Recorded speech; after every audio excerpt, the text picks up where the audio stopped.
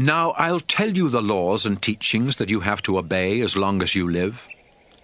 Your ancestors worshipped the Lord, and He is giving you this land. But the nations that live there worship other gods. So after you capture the land, you must completely destroy their places of worship, on mountains and hills or in the shade of large trees. Wherever these nations worship their gods, you must tear down their altars, break their sacred stones, burn the sacred poles used in worshipping the goddess Asherah, and smash their idols to pieces.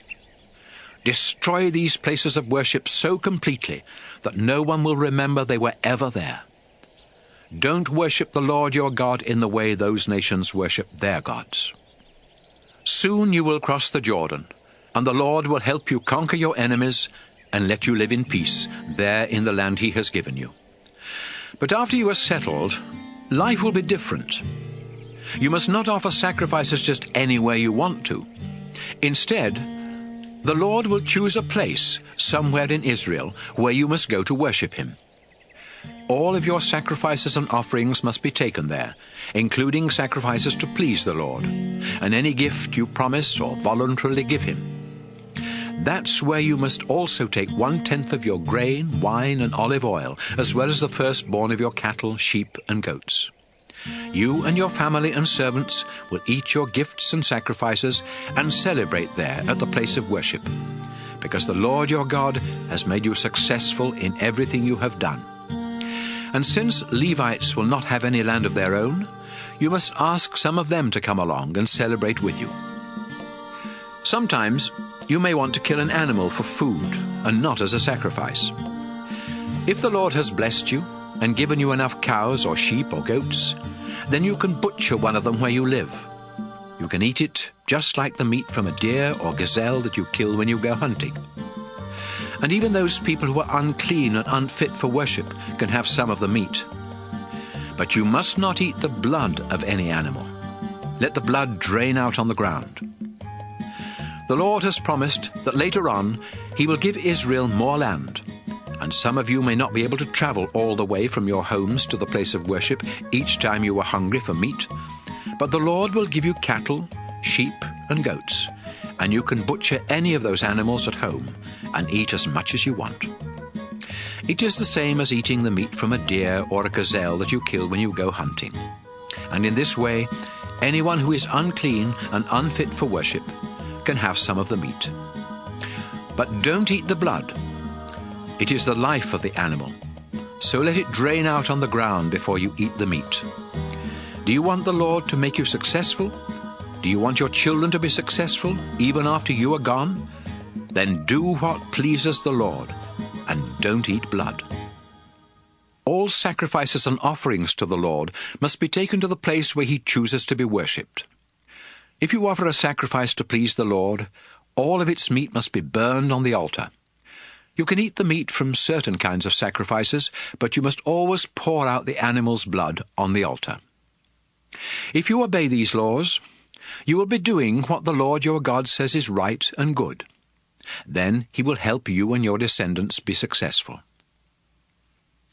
Israel, as you go into the land and attack the nations that are there, the Lord will get rid of them, and you can have their land. But that's when you must be especially careful not to ask, "How did these nations worship their gods? Shouldn't we worship the Lord in the same way?" No, you should not. The Lord hates the disgusting way those nations worship their gods, because they even burn their sons and daughters as sacrifices. Obey all the laws and teachings I am giving you. Don't add any, and don't take any away. Deuteronomy 13. Someday, a prophet may come along who is able to perform miracles or tell what will happen in the future. Then the prophet may say, "Let's start worshipping some new gods, some gods that we know nothing about." If the prophet says this, don't listen. The Lord your God will be watching to find out whether or not you love Him with all your heart and soul. You must be completely faithful to the Lord. Worship and obey only the Lord, and do this with fear and trembling, because He rescued you from slavery in Egypt. If a prophet tells you to disobey the Lord your God and to stop worshipping him, then that prophet is evil and must be put to death.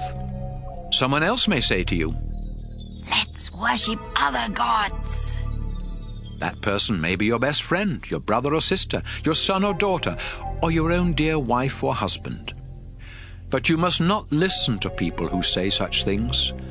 Instead, you must stone them to death. You must be the first to throw the stones. Then others from the community will finish the job. Don't show any pity. The gods worshipped by other nations have never done anything for you or your ancestors. People who ask you to worship other gods are trying to get you to stop worshipping the Lord, who rescued you from slavery in Egypt. So put to death anyone who asks you to worship another god. And when the rest of Israel hears about it, they will be afraid, and no one else will ever do such an evil thing again. After the Lord your God gives you towns to live in, you may hear a rumor about one of the towns.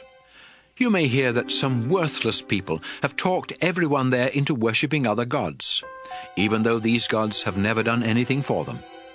You must carefully find out if the rumor is true. Then, if the people of that town have actually done such a disgusting thing in your own country, you must take your swords and kill every one of them, and their livestock too. Gather all the possessions of the people who lived there and pile them up in the marketplace without keeping anything for yourself. Set the pile and the whole town on fire, and don't ever rebuild the town. The whole town will be a sacrifice to the Lord your God. Then he won't be angry anymore, and he will have mercy on you and make you successful just as he promised your ancestors. That's why you must do what the Lord your God says is right. I am giving you his laws and teachings today, and you must obey them. Deuteronomy 14. People of Israel, you are the Lord's children. So when you mourn for the dead, you must not cut yourselves or shave your forehead. Out of all the nations on this earth, the Lord your God chose you to be his own. You belong to the Lord, so don't behave like those who worship other gods. Don't eat any disgusting animals. You may eat the meat of cattle, sheep and goats, wild sheep and goats, and gazelles, antelopes, and all kinds of deer. It is all right to eat meat from any animals that have divided hooves, and also chew the cud. But don't eat camels, rabbits, and rock badgers. These animals chew the cud but do not have divided hooves. You must treat them as unclean. And don't eat pork, since pigs have divided hooves, but they do not chew their cud. Don't even touch a dead pig. You can eat any fish that has fins and scales. But there are other creatures that live in the water, and if they do not have fins and scales, you must not eat them. Treat them as unclean. You can eat any clean bird, but don't eat the meat of any of the following birds: eagles, vultures, falcons, kites, ravens, ostriches, owls, seagulls, hawks, pelicans, ospreys, cormorants, storks, herons, and hoopoes. You must not eat bats. Swarming insects are unclean, so don't eat them. However, you are allowed to eat certain kinds of winged insects. You belong to the Lord your God, so if you happen to find a dead animal, don't eat its meat. You may give it to foreigners who live in your town, or sell it to foreigners who are visiting your town. Don't boil a young goat in its mother's milk. People of Israel, every year you must set aside 10% of your grain harvest. Also set aside 10% of your wine and olive oil, and the firstborn of every cow, sheep, and goat. Take these to the place where the Lord chooses to be worshipped, and eat them there. This will teach you to always respect the Lord your God. But suppose you can't carry that 10% of your harvest to the place where the Lord chooses to be worshipped. If you live too far away, or if the Lord gives you a big harvest, then sell this part and take the money there instead. When you and your family arrive, spend the money on food for a big celebration. Buy cattle, sheep, goats, wine, beer, and if there are any other kinds of food that you want, buy those too. And since people of the Levi tribe won't own any land for growing crops, remember to ask the Levites to celebrate with you. Every third year, instead of using the 10% of your harvest for a big celebration, bring it into town and put it in a community storehouse. The Levites have no land of their own, so you must give them food from the storehouse. You must also give food to the poor who live in your town, including orphans, widows, and foreigners. If they have enough to eat, then the Lord your God will be pleased and make you successful in everything you do. Deuteronomy 15. Every 7 years, you must announce, "The Lord says loans do not need to be paid back." Then, if you have loaned money to another Israelite, you can no longer ask for payment. This law applies only to loans you have made to other Israelites. Foreigners will still have to pay back what you have loaned them. No one in Israel should ever be poor. The Lord your God is giving you this land, and He has promised to make you very successful if you obey His laws and teachings that I am giving you today. You will lend money to many nations, but you won't have to borrow. You will rule many nations, but they won't rule you. After the Lord your God gives land to each of you, there may be poor Israelites in the town where you live. If there are, then don't be mean and selfish with your money. Instead, be kind and lend them what they need. Be careful. Don't say to yourself, "Soon it'll be the 7th year, and then I won't be able to get my money back." It would be horrible for you to think that way and to be so selfish that you refuse to help the poor. They are your relatives, and if you don't help them, they may ask the Lord to decide whether you have done wrong, and He will say that you are guilty. You should be happy to give the poor what they need, because then the Lord will make you successful in everything you do. There will always be some Israelites who are poor and needy. That's why I am commanding you to be generous with them. If any of you buy Israelites as slaves, you must set them free after 6 years. And don't just tell them they are free to leave. Give them sheep and goats and a good supply of grain and wine. The more the Lord has given you, the more you should give them. I am commanding you to obey the Lord as a reminder that you were slaves in Egypt before He set you free. But one of your slaves may say, "I love you and your family, and I would be better off staying with you, so please don't make me leave." Take the slave to the door of your house and push a sharp metal rod through one earlobe and into the door. Such slaves will belong to you for life, whether they are men or women. Don't complain when you have to set a slave free. After all, you got 6 years of service at half the cost of hiring someone to do the work. If the firstborn animal of a cow or sheep or goat is a male, it must be given to the Lord. Don't put firstborn cattle to work or cut wool from firstborn sheep. Instead, each year you must take the firstborn of these animals to the place where the Lord your God chooses to be worshipped. You and your family will sacrifice them to the Lord and then eat them as part of a sacred meal. But if the animal is lame or blind or has something else wrong with it, you must not sacrifice it to the Lord your God. You can butcher it where you live and eat it just like the meat of a deer or gazelle that you kill while hunting. Even those people who are unclean and unfit for worship can have some. But you must never eat the blood of an animal. Let it drain out on the ground. Deuteronomy 16.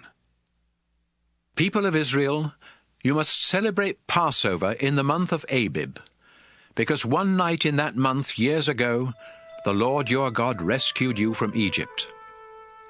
The Passover sacrifice must be a cow, a sheep, or a goat, and you must offer it at the place where the Lord chooses to be worshipped. Eat all of the meat of the Passover sacrifice that same night. But don't serve bread made with yeast at the Passover meal. Serve the same kind of thin bread that you ate when you were slaves suffering in Egypt, and when you had to leave Egypt quickly. As long as you live, this thin bread will remind you of the day you left Egypt. For 7 days following Passover, don't make any bread with yeast. In fact, there should be no yeast anywhere in Israel. Don't offer the Passover sacrifice in just any town where you happen to live. It must be offered at the place where the Lord chooses to be worshipped. Kill the sacrifice at sunset, the time of day when you left Egypt.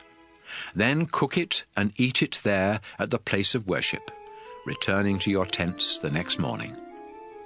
Eat thin bread for the next 6 days. Then on the 7th day, don't do any work. Instead, come together and worship the Lord. 7 weeks after you start your grain harvest, go to the place where the Lord chooses to be worshipped and celebrate the harvest festival in honor of the Lord your God. Bring him an offering as large as you can afford, depending on how big a harvest he has given you. Be sure to take along your sons and daughters and all your servants. Also invite the poor, including Levites, foreigners, orphans, and widows. Remember that you used to be slaves in Egypt, so obey these laws. After you have finished the grain harvest and the grape harvest, take your sons and daughters and all your servants to the place where the Lord chooses to be worshipped. Celebrate the festival of shelters for 7 days. Also invite the poor, including Levites, foreigners, orphans, and widows. The Lord will give you big harvests and make you successful in everything you do. You will be completely happy, so celebrate this festival in honor of the Lord your God. Each year there are 3 festivals when all Israelite men must go to the place where the Lord chooses to be worshipped. These are the Festival of Thin Bread, the Harvest Festival, and the Festival of Shelters. And don't forget to take along a gift for the Lord. The bigger the harvest the Lord gives you, the bigger your gift should be.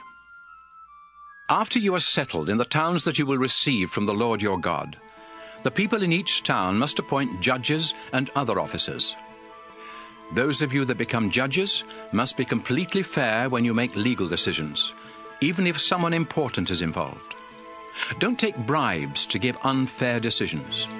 Bribes keep people who are wise from seeing the truth and turn honest people into liars. People of Israel, if you want to enjoy a long and successful life, make sure that everyone is treated with justice in the land that the Lord is giving you. When you build the altar for offering sacrifices to the Lord your God, don't set up a sacred pole for the worship of the goddess Asherah. And don't set up a sacred stone. The Lord hates these things. Deuteronomy 17. If an ox or a sheep has something wrong with it, don't offer it as a sacrifice to the Lord your God. He will be disgusted. The Lord your God is giving you towns to live in. But later, a man or a woman in your town may start worshipping other gods, or even the sun, moon, or stars. I have warned you not to worship other gods, because whoever worships them is disobeying the Lord and breaking the agreement he made with you. So when you hear that someone in your town is committing this disgusting sin, you must carefully find out if that person really is guilty. But you will need 2 or 3 witnesses. 1 witness isn't enough to prove a person guilty. Get rid of those who are guilty of such evil. Take them outside your town gates and have everyone stone them to death. But the witnesses must be the first to throw stones. It may be difficult to find out the truth in some legal cases in your town. You may not be able to decide if someone was killed accidentally or murdered. Or you may not be able to tell whether an injury or some property damage was done by accident or on purpose. If the case is too difficult, take it to the court at the place where the Lord your God chooses to be worshipped. This court will be made up of 1 judge and several priests who serve at the Lord's altar. They will explain the law to you and give you their decision about the case. Do exactly what they tell you, or you will be put to death. When other Israelites hear about it, they will be afraid and obey the decisions of the court. People of Israel, after you capture the land the Lord your God is giving you, and after you settle on it, you will say, "We want a king, just like the nations around us." Go ahead and appoint a king, but make sure that he is an Israelite, and that he is the one the Lord has chosen. The king should not have many horses, especially those from Egypt. The Lord has said never to go back there again. And the king must not have a lot of wives. They might tempt him to be unfaithful to the Lord. Finally, the king must not try to get huge amounts of silver and gold. The official copy of God's laws will be kept by the priests of the Levi tribe. So, as soon as anyone becomes king, he must go to the priests and write out a copy of these laws while they watch.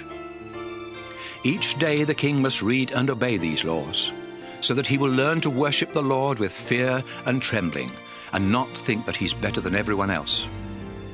If the king completely obeys the Lord's commands, he and his descendants will rule Israel for many years.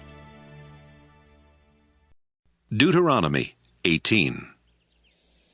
The people of the Levi tribe, including the priests, will not receive any land.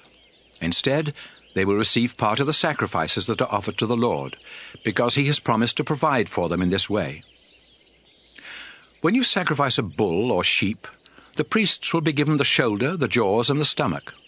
In addition, they will receive the first part of your grain harvest, and part of your first batches of wine and olive oil. You must also give them the first wool that is cut from your sheep each year. Give these gifts to the priests, because the Lord has chosen them and their descendants out of all the tribes of Israel to be his special servants at the place of worship. Any Levite can leave his hometown and go to the place where the Lord chooses to be worshipped, and then be a special servant of the Lord there, just like all the other Levites. Some Levites may have money from selling family possessions, and others may not. But all the Levites serving at the place of worship will receive the same amount of food from the sacrifices and gifts brought by the people. Soon you will go into the land that the Lord your God is giving you. The nations that live there do things that are disgusting to the Lord, and you must not follow their example. Don't sacrifice your son or daughter, and don't try to use any kind of magic or witchcraft to tell fortunes or to cast spells or to talk with spirits of the dead. The Lord is disgusted with anyone who does these things, and that's why he will help you to destroy the nations that are in the land. Never be guilty of doing any of these disgusting things. You will go in and take the land from nations that practice magic and witchcraft. But the Lord your God won't allow you to do these things. Instead, he will choose one of your own people to be a prophet just like me, and you must do what that prophet says. You were asking for a prophet the day you were gathered at Mount Sinai, and said to the Lord, "Please don't let us hear your voice or see this terrible fire again. If we do, we will die." Then the Lord told me, "Moses, they have said the right thing. So when I want to speak to them, I will choose one of them to be a prophet like you. I will give my message to that prophet, who will tell the people exactly what I have said. Since the message comes from me, anyone who doesn't obey the message will have to answer to me. But if I haven't spoken, and a prophet claims to have a message from me, you must kill that prophet. And you must also kill any prophet who claims to have a message from another god."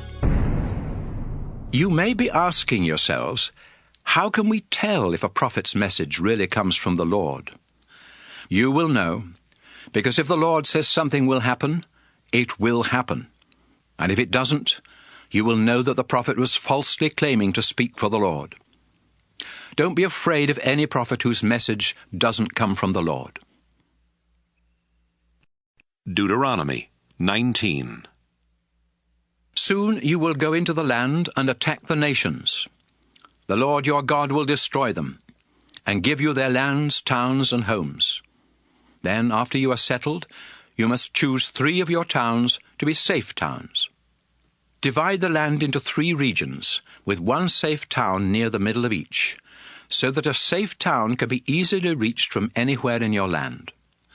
Then, if one of you accidentally kills someone, you can run to a safe town and find protection from being put to death. but you must not have been angry with the person you killed. For example, suppose you and a friend go into the forest to cut wood.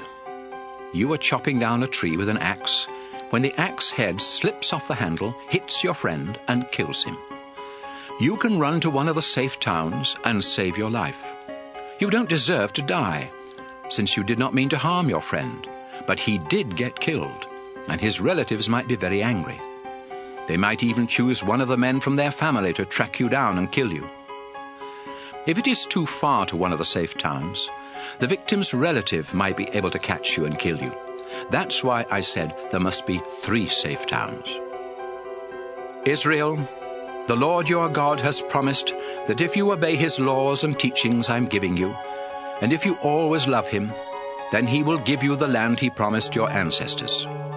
When that happens, you must name 3 more safe towns in the new territory. You will need them, so innocent people won't be killed on your land while they are trying to reach a safe town that is too far away. You will be guilty of murder if innocent people lose their lives because you didn't name enough safe towns in the land the Lord your God will give you. But what if you really do commit murder? Suppose one of you hates a neighbor. So you wait in a deserted place, kill the neighbor, and run to a safe town. If that happens, the leaders of your town must send messengers to bring you back from the safe town. They will hand you over to one of the victim's relatives, who will put you to death.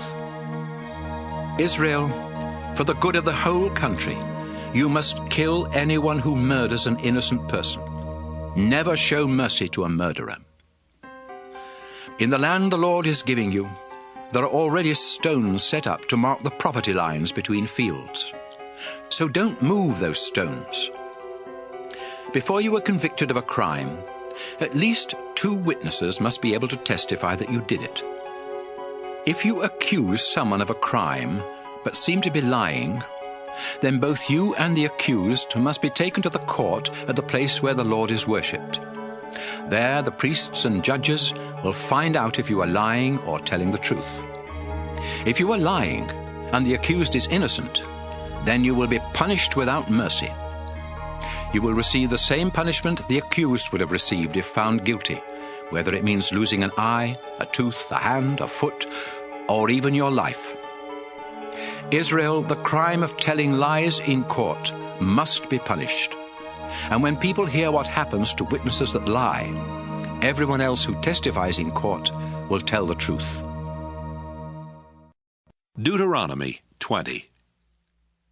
If you have to go to war, you may find yourselves facing an enemy army that is bigger than yours, and that has horses and chariots. But don't be afraid. The Lord your God rescued you from Egypt, and he will help you fight. Before you march into battle, a priest will go to the front of the army and say, "Soldiers of Israel, listen to me. Today, when you go into battle, don't be afraid of the enemy, and when you see them, don't panic. The Lord your God will fight alongside you and help you win the battle." Then the tribal officials will say to the troops, "If any of you have built a new house, but haven't yet moved in, you may go home. It isn't right for you to die in battle and for somebody else to live in your new house. If any of you have planted a vineyard, but haven't had your first grape harvest, you may go home. It isn't right for you to die in battle and for somebody else to enjoy your grapes. If any of you are engaged to be married, you may go back home and get married. It isn't right for you to die in battle and for somebody else to marry the woman you are engaged to. Finally, if any of you are afraid, you may go home. We don't want you to discourage the other soldiers." When the officials are finished giving these orders, they will appoint officers to be in command of the army. Before you attack a town that is far from your land, offer peace to the people who live there. If they surrender and open their town gates, they will become your slaves. But if they reject your offer of peace and try to fight, surround their town and attack. Then, after the Lord helps you capture it, kill all the men. Take the women and children as slaves, and keep the livestock and everything else of value.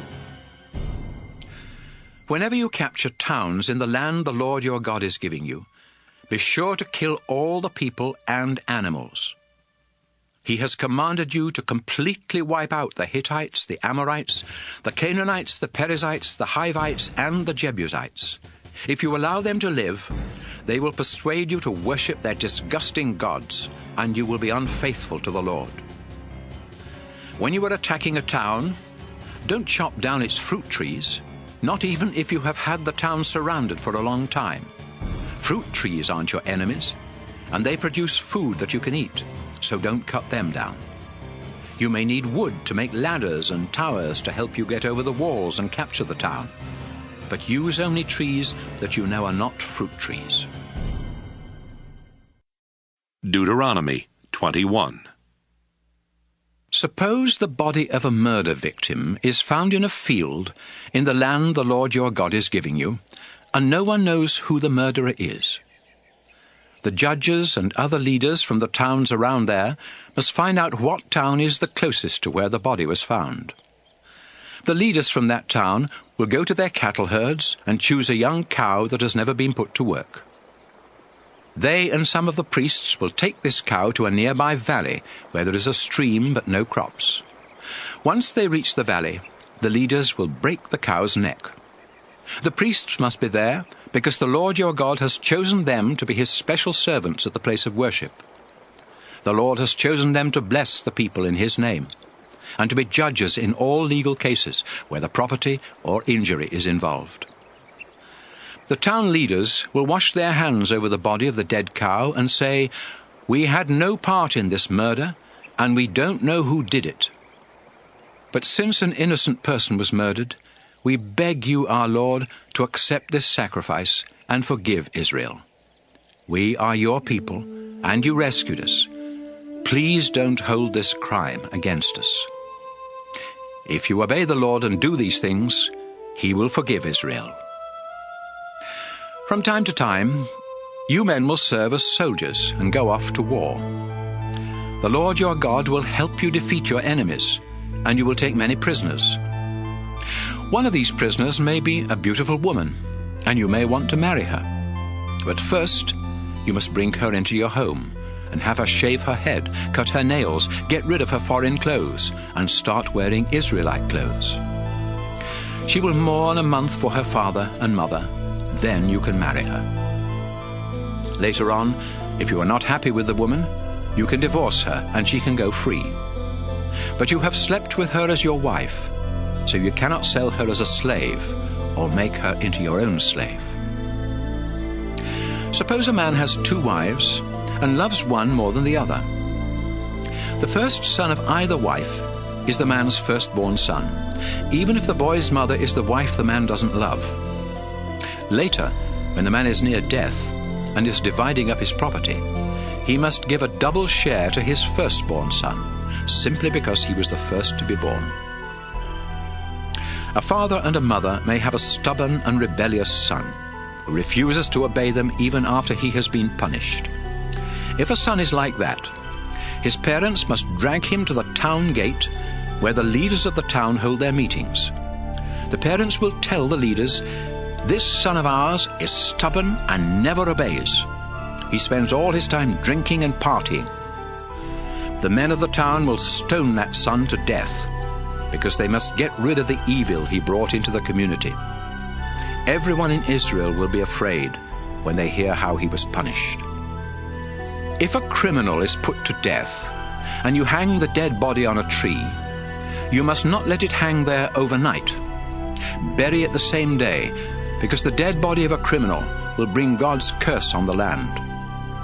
The Lord your God is giving this land to you, so don't make it unclean by leaving the bodies of executed criminals on display. Deuteronomy 22. If you see a cow or sheep wandering around lost, take the animal back to its owner. If the owner lives too far away, or if you don't know who the owner is, take the animal home with you and take care of it. The owner will come looking for the animal, and then you can give it back. That's what you should do if you find anything that belongs to someone else. Do whatever you can to help, whether you find a cow or sheep or donkey or some clothing. Oxen and donkeys that carry heavy loads can stumble and fall and be unable to get up by themselves. So as you walk along the road, help anyone who is trying to get an ox or donkey back on its feet.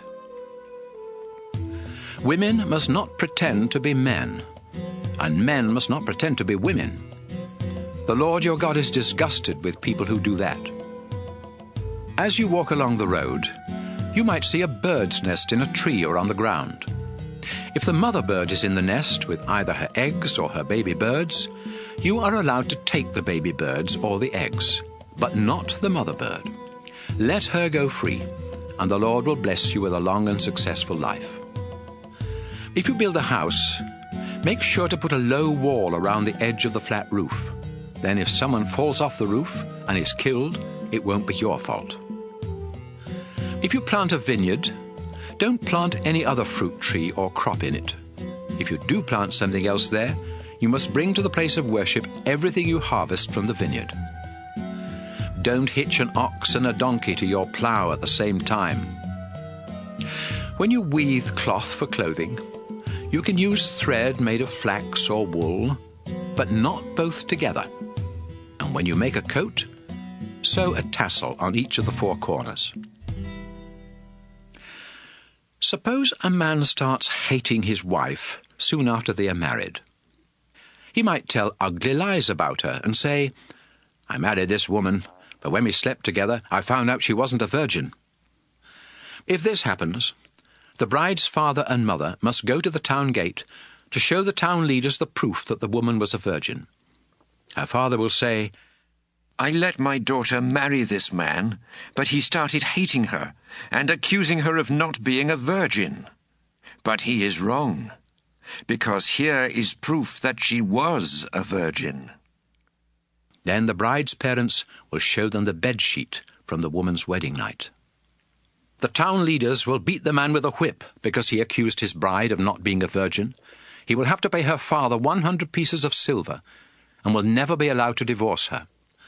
But if the man was right, and there is no proof that his bride was a virgin, the men of the town will take the woman to the door of her father's house and stone her to death.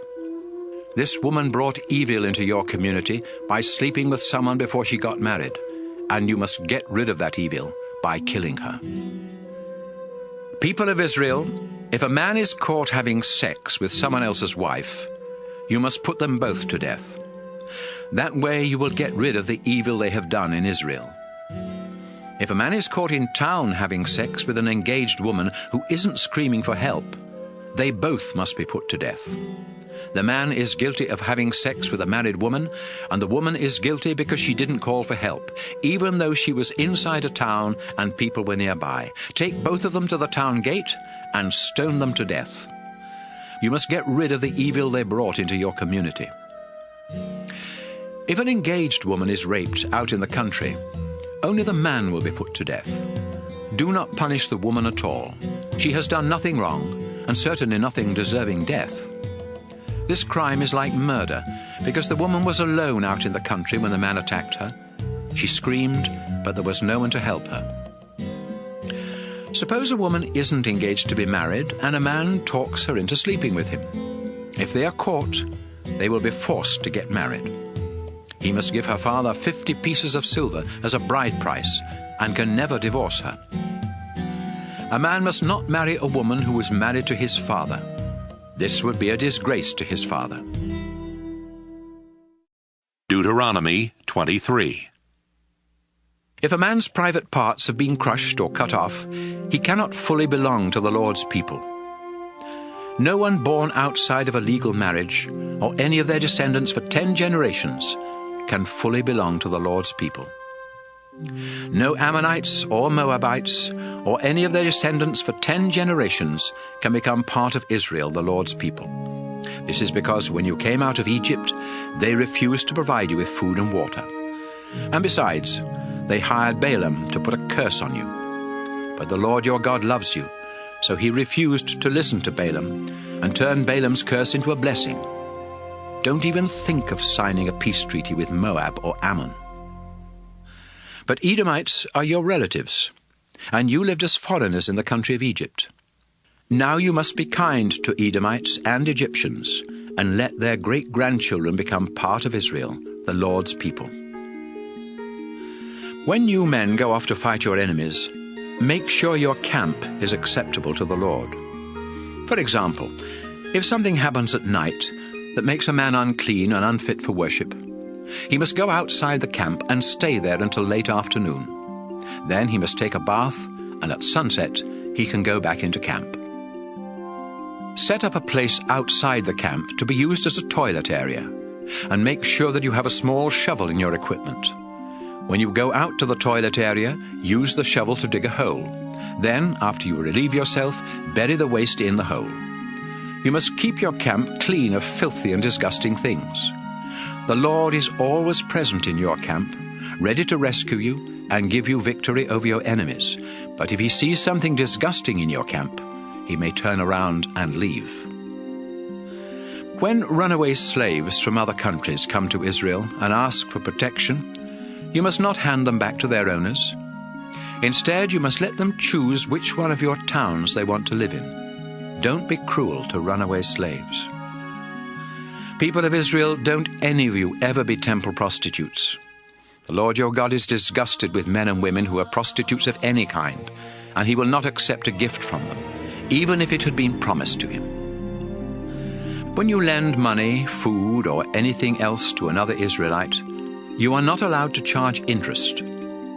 You can charge a foreigner interest, but if you charge other Israelites interest, the Lord your God will not let you be successful in the land you are about to take. People of Israel, if you make a sacred promise to give a gift to the Lord, then do it as soon as you can.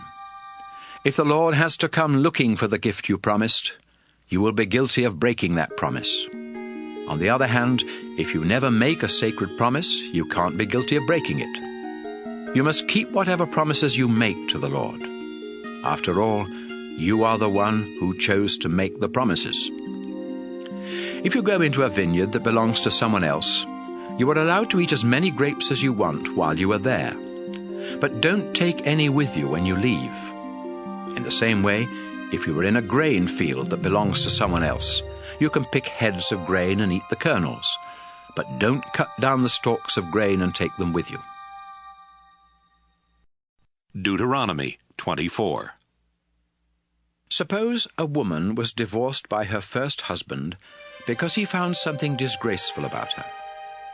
He wrote out divorce papers, gave them to her, and sent her away.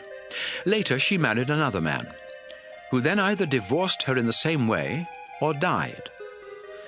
Since she has slept with her second husband, she cannot marry her first husband again. Their marriage would pollute the land that the Lord your God is giving you, and he would be disgusted.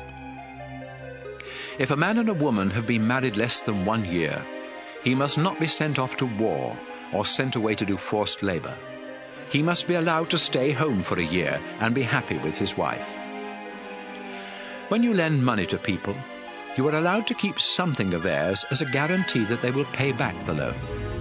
But don't take one or both of their millstones, or else they may starve. They need these stones for grinding grain into flour to make bread.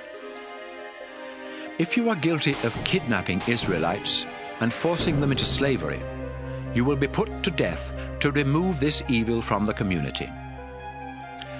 I have told the priests what to do if any of you have leprosy, so do exactly what they say. And remember what the Lord your God did to Miriam after you left Egypt.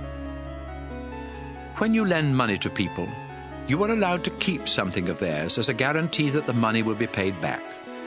But you must not go into their house to get it. Wait outside, and they will bring out the item you have agreed on. Suppose someone is so poor that a coat is the only thing that can be offered as a guarantee on a loan. Don't keep the coat overnight. Instead, give it back before sunset, so the owner can keep warm and sleep and ask the Lord to bless you. Then the Lord your God will notice that you have done the right thing. If you hire poor people to work for you, don't hold back their pay, whether they are Israelites or foreigners who live in your town. Pay them their wages at the end of each day, because they live in poverty and need the money to survive. If you don't pay them on time, they will complain about you to the Lord, and he will punish you. Parents must not be put to death for crimes committed by their children, and children must not be put to death for crimes committed by their parents. Don't put anyone to death for someone else's crime. Make sure that orphans and foreigners are treated fairly. And if you lend money to a widow and want to keep something of hers to guarantee that she will pay you back, don't take any of her clothes. You were slaves in Egypt until the Lord your God rescued you. That's why I am giving you these laws. If you forget to bring in a stack of harvested grain, don't go back into the field to get it. Leave it for the poor, including foreigners, orphans, and widows, and the Lord will make you successful in everything you do. When you harvest your olives, don't try to get them all for yourself, but leave some for the poor. And when you pick your grapes, go over the vines only once. Then let the poor have what is left. You lived in poverty as slaves in Egypt until the Lord your God rescued you. That's why I am giving you these laws. Deuteronomy 25. Suppose you and someone else each accuse the other of doing something wrong, and you go to court where the judges decide you are guilty. If your punishment is to be beaten with a whip, one of the judges will order you to lie down, and you will receive the number of lashes you deserve. 40 lashes is the most that you can be given, because more than that might make other Israelites think you are worthless. Don't muzzle an ox while it is threshing grain. Suppose two brothers are living on the same property, when one of them dies without having a son to carry on his name. If this happens, his widow must not marry anyone outside the family. Instead, she must marry her late husband's brother, and their first son will be the legal son of the dead man. But suppose the brother refuses to marry the widow. She must go to a meeting of the town leaders at the town gate and say, "My husband died without having a son to carry on his name, and my husband's brother refuses to marry me so I can have a son." The leaders will call the living brother to the town gate and try to persuade him to marry the widow. But if he doesn't change his mind and marry her, she must go over to him while the town leaders watch. She will pull off one of his sandals and spit in his face, while saying, "That's what happens to a man who won't help provide descendants for his dead brother." From then on, that man's family will be known as the family of the man whose sandal was pulled off. If two men are fighting, and the wife of one man tries to rescue her husband by grabbing the other man's private parts, you must cut off her hand. Don't have any mercy. Don't try to cheat people by having two sets of weights or measures, one to get more when you are buying, and the other to give less when you are selling. If you weigh and measure things honestly, the Lord your God will let you enjoy a long life in the land he is giving you. But the Lord is disgusted with anyone who cheats or is dishonest. People of Israel, do you remember what the Amalekites did to you after you came out of Egypt? You were tired, and they followed along behind, attacking those who could not keep up with the others. This showed that the Amalekites have no respect for God. The Lord your God will help you capture the land, and he will give you peace. But when that day comes, you must wipe out Amalek so completely that no one will remember they ever lived. Deuteronomy 26. The Lord is giving you the land, and soon you will conquer it, settle down, and plant crops. And when you begin harvesting each of your crops, the very first things you pick must be put in a basket. Take them to the place where the Lord your God chooses to be worshipped, and tell the priest, "Long ago the Lord our God promised our ancestors that he would give us this land, and today I thank him for keeping his promise and giving me a share of the land." The priest will take the basket and set it in front of the Lord's altar. Then, standing there in front of the place of worship, you must pray, My ancestor was homeless, an Aramean who went to live in Egypt. There were only a few in his family then, but they became great and powerful, a nation of many people. The Egyptians were cruel and had no pity on us. They mistreated our people and forced us into slavery. We called out for help to you, the Lord God of our ancestors. You heard our cries. You knew we were in trouble and abused. Then you terrified the Egyptians with your mighty miracles and rescued us from Egypt. You brought us here and gave us this land rich with milk and honey. Now, Lord, I bring to you the best of the crops that you have given me. After you say these things, place the basket in front of the Lord's altar and bow down to worship him. Then you and your family must celebrate by eating a meal at the place of worship to thank the Lord your God for giving you such a good harvest. And remember to invite the Levites and the foreigners who live in your town. Every year, you are to give 10% of your harvest to the Lord. But every third year, this 10% must be given to the poor who live in your town, including Levites, foreigners, orphans, and widows. That way they will have enough to eat. Then you must pray, Our Lord and our God, you have said that 10% of my harvest is sacred.